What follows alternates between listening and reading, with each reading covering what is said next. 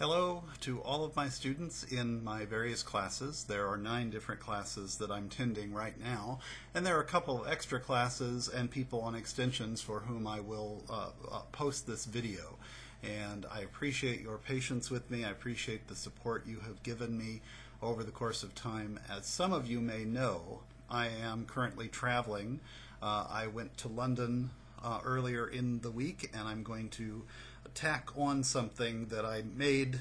It was not entirely successful as a video, but it's outside of the Houses of Parliament where I used to work.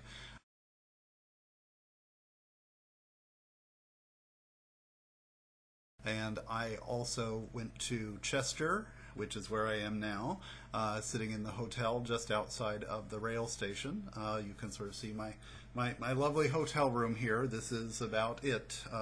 There's the sort of facilities in that direction and a window in that direction, but it's very small, but it suits me.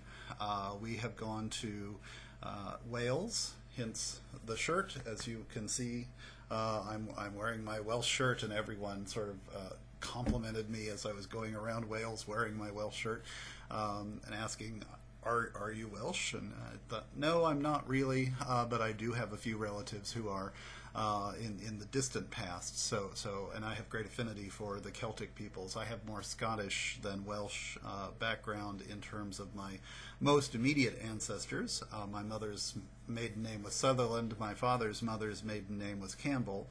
But there are some Philpotts and Joneses and Owens in there if you go back far enough. So that works for me. And I've been to Carnarvon, I've been to Cardiff, and tomorrow I head off to Oxford. Then on Wednesday I will be heading off to Iceland, and I will be there for several days. And I will post up videos while I am in Oxford, and I will post up videos while I am in Iceland, because I think those are two places that can fit with the various things that we're doing in our classes, at least peripherally, if not entirely. My parents are doing a little bit better. They're a little bit more stable than they were a few weeks ago, but they're still on the decline. We talked about it as a family, whether or not I should take the trip that I'm on now, given the circumstances, and everyone agreed, except for me actually, that I should go on this. But here I am, and I'm doing my best to get those things done that I need to get done. And one of those includes commenting and grading in your classes. So do look for those to roll out from here in Chester and from Oxford tomorrow and the next day. And again, I thank you for your patience as I've been doing this. The things that we are seeing here date back hundreds, if not thousands of years. I attended Chester Cathedral today. If I can figure out on my program here in any quick fashion how to drop a picture into it, there may be a picture that drops in now.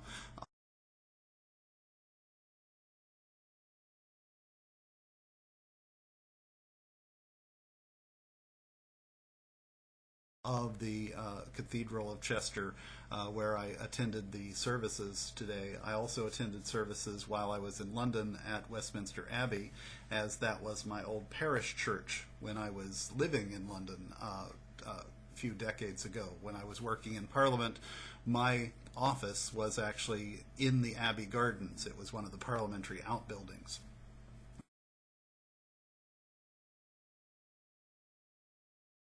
And thus I had sort of daily access to the Abbey, and I grew to become a daily attender of various prayer services that they had there. It was a nice way to get away from the hustle and bustle of politics by trading it for the hustle and bustle of tourists. But it became very much my parish church, and that was a nice walk down memory lane to attend a service there once again. And one of the things that it made me feel, and perhaps this is one of the reasons why my parents were both rather insistent that I not change these plans and come, some things do endure, some things do last, and it is important to understand that there are things that are impermanent and things that are more permanent. And Westminster Abbey is one of those things that gives you a sense of permanence, while it gives you a sense of change. In the front, the sort of the big two towers, if you've seen the royal wedding or Princess Diana's funeral or anything like that, those take place in Westminster Abbey, and they go in the front door between these two big towers. That's actually the west entrance of the building. There is across the top, and again, if I can drop in a photo, I'll try to do that here.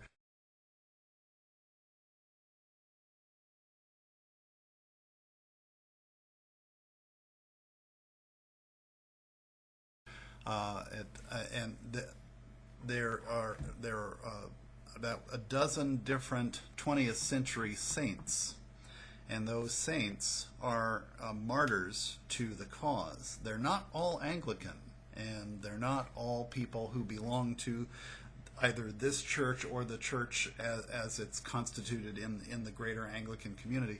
That doesn't matter. That doesn't really matter, because to stand up for truth, to stand up for human justice, and to stand up for things that are important transcends our more earthly divisions. So I wanted to share a little bit of that with you as well, because going back there again, after 25 years or since I worked there, I've visited once or twice, but never for a service again since then. But this time I felt compelled to go for a service, and it has been a memorable and important reconnection for me with things in my past, and showing me that there are some things that don't really fade away, even if we in our impermanent beings do.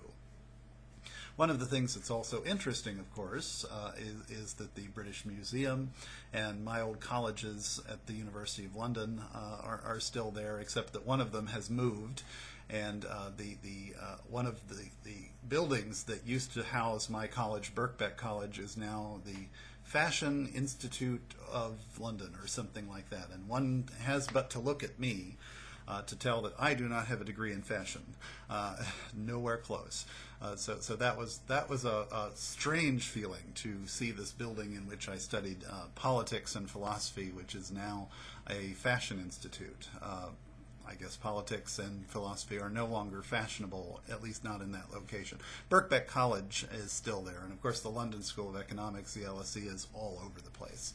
I'll be visiting old digs at Balliol, Oxford, starting tomorrow as well, and if I can get permission from the attendants there, I will try to do a short video from the college, so stay tuned for that.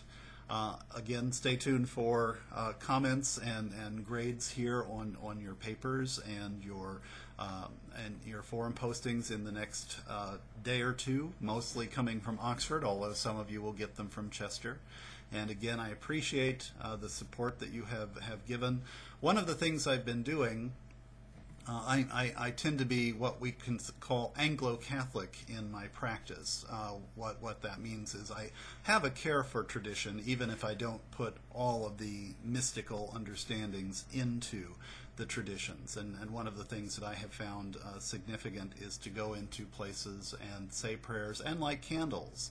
I don't tend to be a candle lighter, the prayer corners where they have candles, but I've done that in a number of churches this time.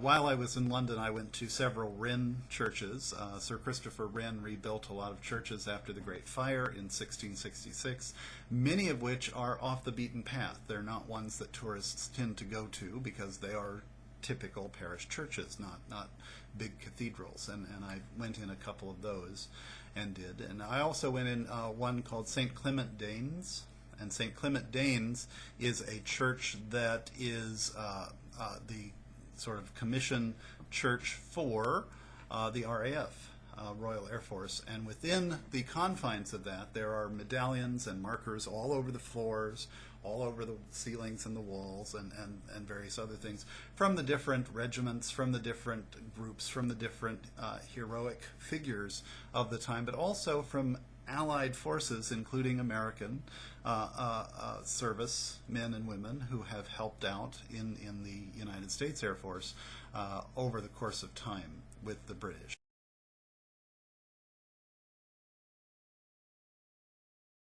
And this is a church, if you watched Margaret Thatcher's funeral just a few months ago, I guess, yeah, a little longer than that ago, the procession with her coffin from the House of Commons to St. Paul's Cathedral, where they had the actual funeral service, there was a stop along the way where her coffin stopped at this church.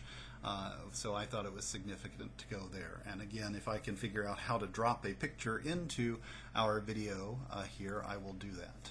So again, thank you. This is now 10 minutes long, and I don't like to make it too much longer than that. So you may have actually two different videos. One of the sort of attempt at a video in front of the House of Commons, lots and lots of tourists.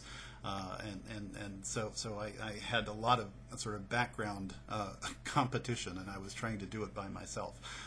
But thank you, and I look forward to reading your things in our class.